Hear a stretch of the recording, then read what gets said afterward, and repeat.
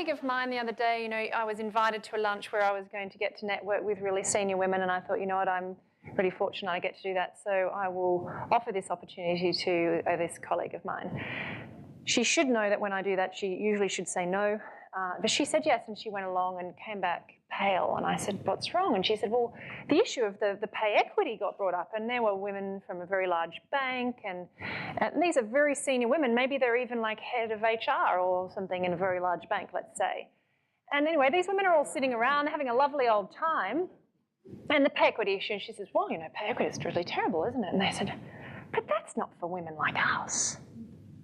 What on earth is that about? That is not for women like us. So, point one, how about all of us in this room don't think like that?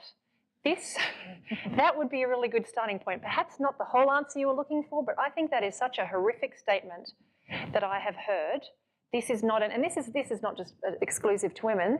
These are some things that I'm sure we could find in men's discussion. This is not a problem for me. This childcare issue is not a problem for me, or whatever the issue might be.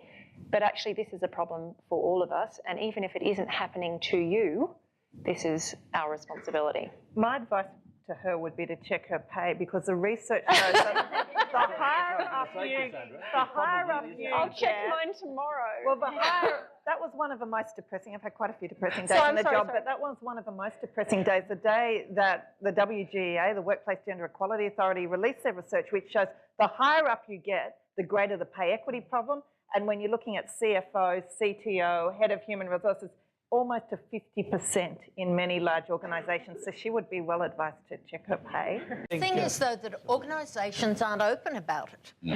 And when you say to them, okay, in a confidential area, what is your gap? And a lot of the finance sector is 25 to 30%. And you ask, what are they going to do about it?